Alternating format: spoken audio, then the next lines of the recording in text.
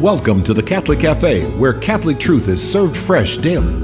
We've made you a reservation in the luxurious corner booth, so come on in and see what's on the menu today. Now, here's your host, Deacon Jeff Drzymski.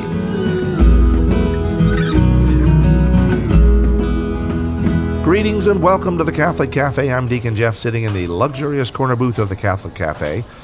And I was, of course, my buddies, my pals, my friends, wow, my cohorts in crime, or whatever. I don't know. Talking about us? Yes, he is talking about us, and he's talking about Venerable Tom Dorian. Hello. And Ziggy Rodriguez. That's me. And we are wrapping up our series on the Transcendentals of the Church, and these are universally recognized concepts, aspects, principles of truth, beauty, goodness, and unity. And we're going to have a little special bonus to announce at the end. Yes. We're going to take a page out of the book from the one of the lost books of the Rodriguez School of Theology. And so it's going to be some good stuff we have to talk about. But truth, beauty, goodness, and unity. And we're doing this in the realm of dealing with agnostics, with atheists, with family members who have kind of fallen away from whether it's the Catholic Church or it really is just the existence of God, and they just don't worry about that or not thinking about that. So a lot of us have kids that are in that situation, and we worry about them and we pray for them. But there's also ways in which we can minister to them, we can evangelize, and then people that we know in our workplaces, our work environments, our extended family experiences, or just being at the grocery store. There are people that, believe it or not, don't believe in God or don't think about God. And even some of us who do believe in God struggle a little bit sometimes and think like, why am I doing this? Where does this come from? And we can always have these personal doubts. But what we've been doing here are shows that the titles have been Finding God Through, and we have the truth, beauty, and goodness. We've wrapped those three up, and now we're doing this fourth transcendental, which is finding God through unity, which you might not have thought about as being one of the transcendentals, right? And what unity might mean. So we remember the Bishop Barron's quote that we've said several times, especially when he's talking about evangelization, talking to people who are not sure about the existence of God, and either that or fallen away from the church, whatever. And he says, lead with beauty. In the beauty, they will see goodness. In the goodness, they will see truth. And he connects those three transcendentals in that way. But the church also recognizes this fourth transcendental of unity. So we should probably talk about like what unity is or how this applies. Why we can do this same thing with unity that we can do with truth, beauty, and goodness. Well, so like a question that we can ask an atheist, for example, is we can ask them to imagine a world if everyone freely chose to love one another in a self-sacrificing way. What the world needs now is love, sweet love. No, but really, if you invite them into that question, if every single person loved every other person, like freely chose to do so in a self-sacrificing way, what would we have? I mean, instantly we'd have peace, we'd have unity. I mean, that's just, it's common sense that's sort of the thing that's missing in the world right now. And everybody clamors for it. Even people who don't believe in God, even people who are basically just secularists going through their life, and they want to keep religion in some kind of box or in their back pocket or over there. They don't want to necessarily, they don't think it's right to talk about God in the public square. But all of those people, all of them, everyone, without exception, seek peace and harmony. And like, can't the world just get together? Come on, people, now, let's get together. I'm going to start singing all these 60s songs. But the point is, I mean, you stop and think about it. I'm joking, but really, all the 60s songs were about peace on earth and unity, peace and love and happiness. All the hippies were into this concept. It spoke to a basic yearning. And if you talk to an atheist, atheists use the problem of evil as an argument against God. Right. Well, how can we say that there's a God who's all powerful, all loving, and all good if we have so much evil in the world? So, like, here we don't have to address fully the problem of evil. That's its own show. But like, we will be talking about that to some extent. But the fact that they go there, that implies an intuition that if God exists, that God and love and peace and unity, all that should go together. That's right, exactly. Because instead of saying that like there's this problem of evil, we flip the script and say, but our desire for peace is a desire for God. Our desire for peace is like, can we be unified in that? Right? Can we find unity and peace? And they would go like, well, I suppose so. Yeah, there's a line from Mother Teresa. She said that if we have no peace, it was because we have forgotten that we belong to one another. That's right. That we're let's all get on the same page. Yes. Right? And now we know, I say the Catholic Cafe crowd, know that same page is God. Right. Right? Because God is love. Deus caritas est. It's God is love. God is peace. God is harmony. God is truth, beauty, and goodness. Right. Right. And that's we know that to be true. We just have to share that with either. So with the others that don't understand that connection between God and unity. But we should probably talk about what unity actually is. So like unity is oneness, right? But it's an integrated oneness, right? It's parts to a whole being integrated together. And there's lots of different ways we can talk about unity, like art, for example. Like what makes a good movie versus a bad movie? Yeah. Right? Like you see lots of action and violence. I mean, like if you watch a movie... But no cussing. Yes. I don't mean a morally bad movie. Oh, okay. But what I'm saying is if you have... if you watch a movie and nothing in the story makes sense, and you're sitting there, you're watching these characters make decisions, you're like, I don't understand why in this scene the character decided to do this, in this scene the character decided to do this. Nothing hangs together. It's just a mishmash of characters and people. What's that lacking? It's lacking a unity. That's right. In fact, it's interesting that I have a film and video background. And there's actually, if you sit through the credits of any movie, there will be a person who's in charge of what they call continuity. There's an actual job. Really? And they sit with this huge binder, and they take notes, and they write that the lead actor had his bow tie on, and it was at 13 degrees twisted on his neck, or there was a spot on their face where they had some paint that had so they make these notes so that when they shoot from scene to scene to scene, there is continuity in those scenes. They can get it right with the bow tie, not always the characters of the plot. Well, this is exactly right. Yeah, a good story is one that flows where the person you're telling the story to can follow it, because it makes this sort of logical.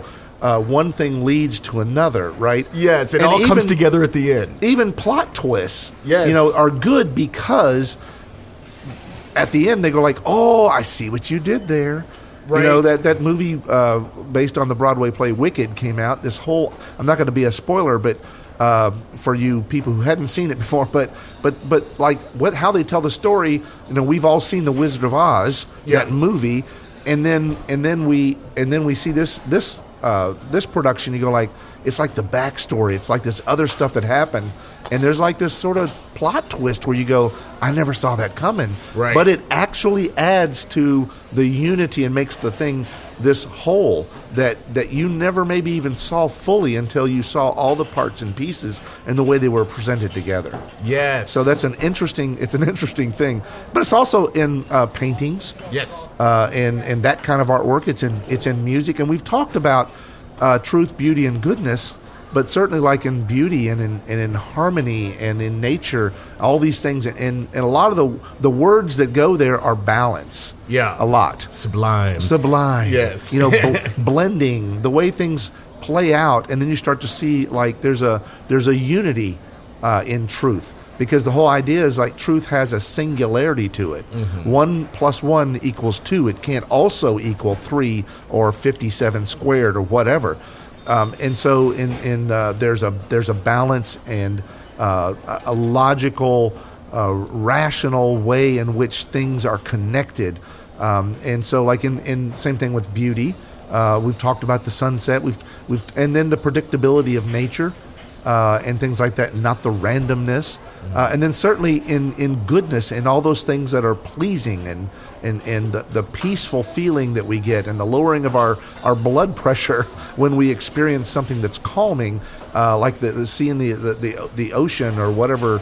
Anyway, all those things are connected, right? And so where there is disharmony, there is disunity. Right. And so unity is that thing that brings us together. But it's not, and when I say brings us together, kind of now it's like, it's not just about all of nature or all of experience. It's about relationships and human beings as well. Yeah, I mean, people coming together as one, as an integrated whole, and persons coming together as one, as an integrated whole. And it really all begins with God, who is unity itself, right? He's one God, three persons, right? I mean, that's one of the core realities of existence. And we've got the lover, the beloved, the love that spirates between them. That's right. Yeah.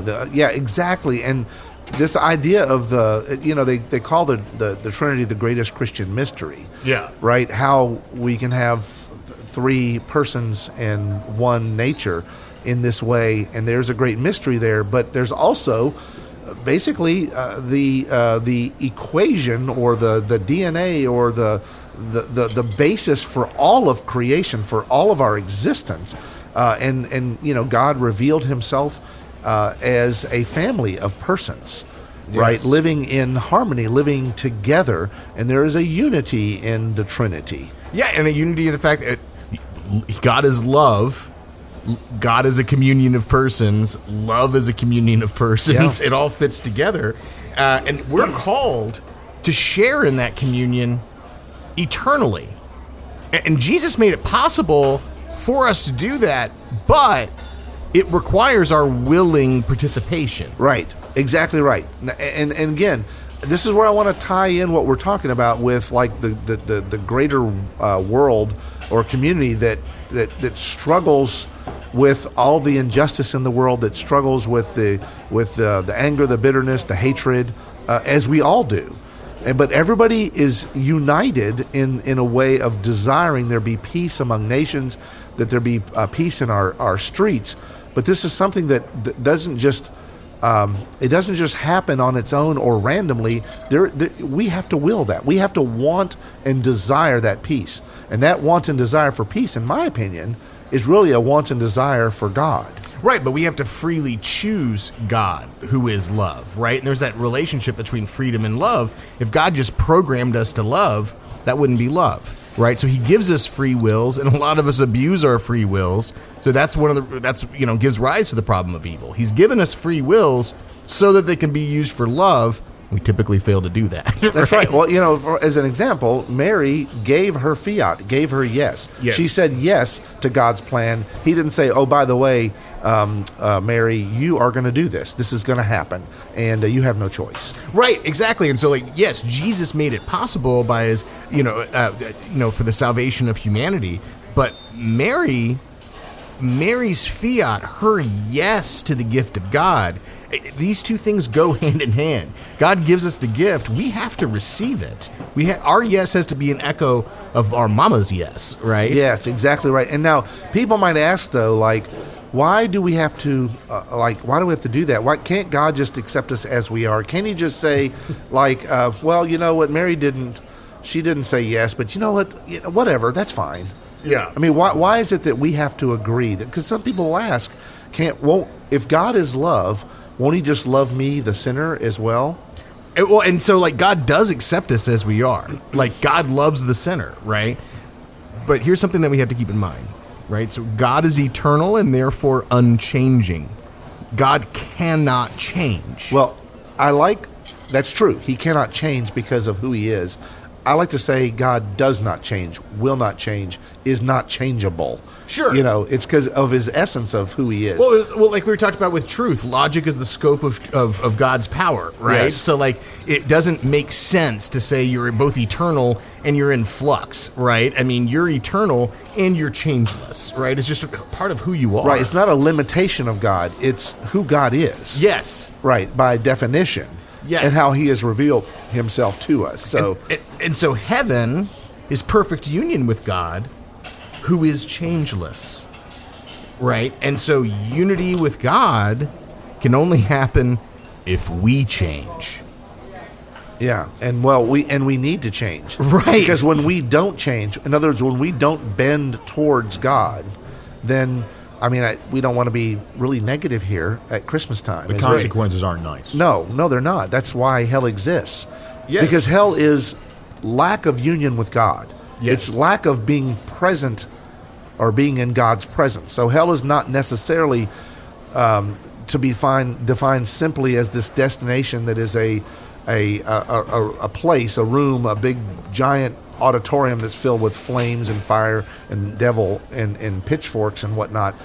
It is, but it's really, I love the definition of God is, hell is the total absence of relationship with God. Right. The lack of any kind of hope or any kind of positive, peaceful, happy, joyful, fulfilled feeling, right?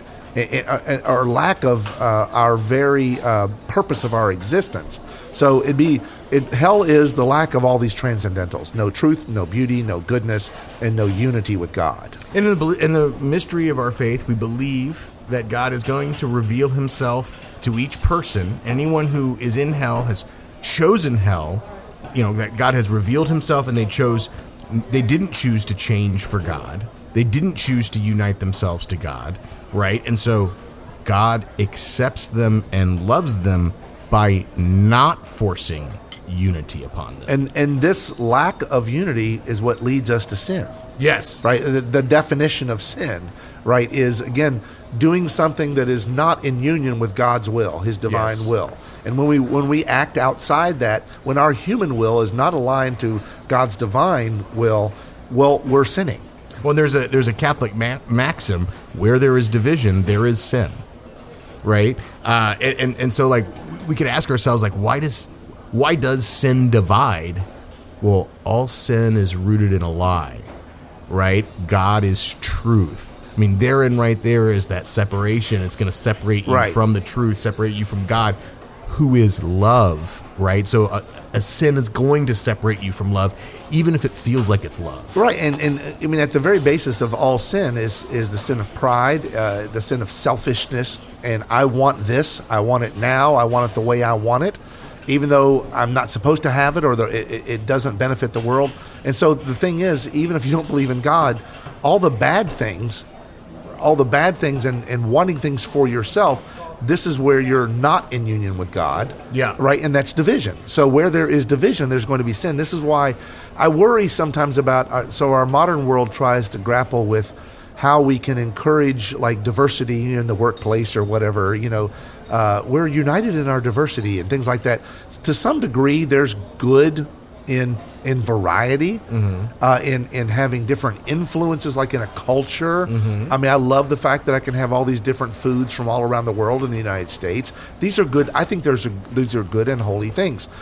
But sometimes diversity then can actually be a wedge into unity and actually can destroy unity. Yes. And so we have to be cautious that we don't overdo the diversity, especially for the sake of diversity. Yes. It should be diversity, or we'll just say the spice of life, for the sake of unity.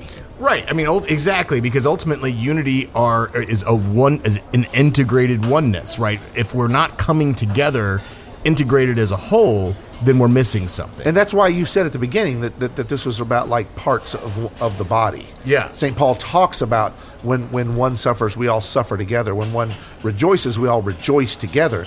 And he talks about parts of the body like a foot versus a hand. Yeah. He gets into a little anatomy lesson, but the point is, there are different functions, different characteristics, different motivations. There are lots of different things in influences in the world, and there's hands and feet and eyes, and there's all these different parts of the body, and yet they make up the one whole with one meaning, one purpose, one design, and then one existence, and that is God himself. And God calls us to unity through the church, right? I mean, look at Christ's prayer, right, where he prays that we be one as he and the Father are one, You look at the language of Paul, one Lord, one faith, one baptism. I mean, oneness is a huge part of our faith. The Eucharist is an obvious example, right? Yes, absolutely. And the church itself has always professed,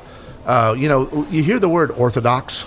Yeah. And everyone thinks like, oh, are we talking theology here? We are talking theology, but orthodoxy is actually what the church proclaims to be true is the revelation of God. Remember, I've said several times not in this show, but in all of our shows, that essentially the church is the mouthpiece of God. Yes. God's divine revelation, and that's expressed as unity. Right, and in Christ's prayer, what does he say when he's praying that we be one as he and the Father are one, that we be consecrated in the truth? And listen, I'm not trying to take away at all what I'm about to say from the Eucharist, because the Eucharist is the source and summit of our faith. Most people would assume that that's the principle of unicity within the church, is the Eucharist, right? And would make total sense to think that way. But actually, if you look at Vatican I, the principle of unicity in the church is the papacy.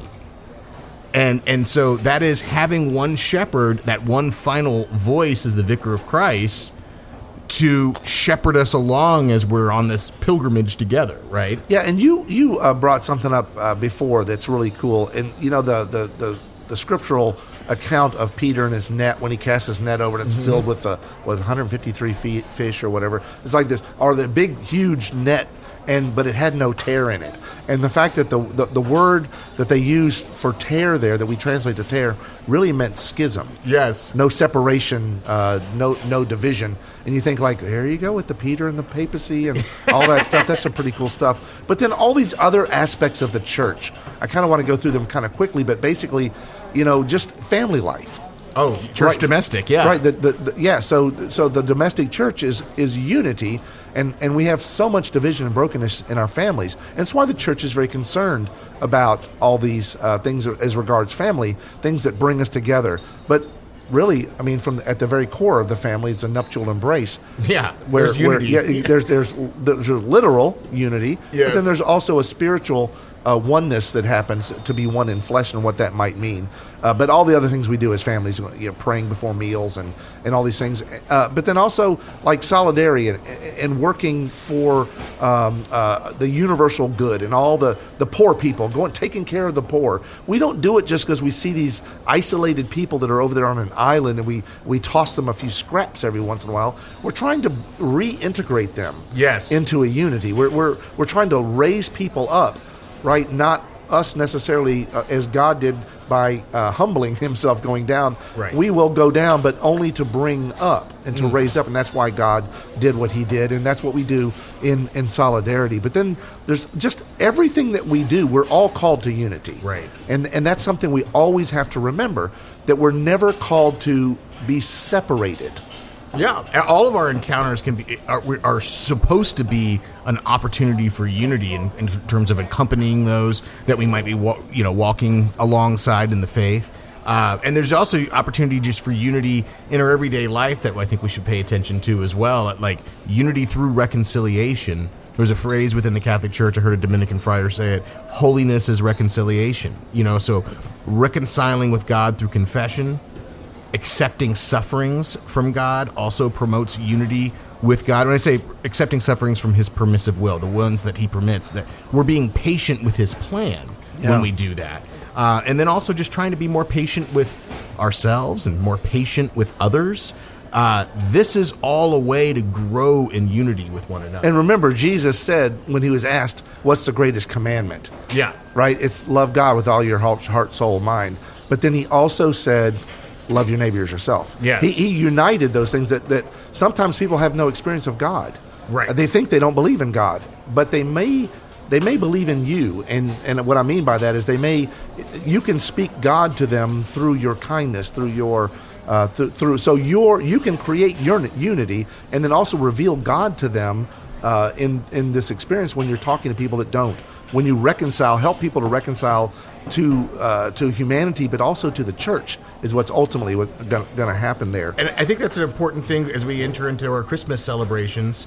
You know, we might have somebody with a broken relationship in our family, trying to promote unity by promoting healing and reconciliation the best we can, reconnection in those relationships. Or if, as you said just now, if they have a broken relationship with God, let God love them through you. And that's something we can do during our Christmas season. We buy a lot of gifts, and we we plan a lot of parties, and family are going to be around.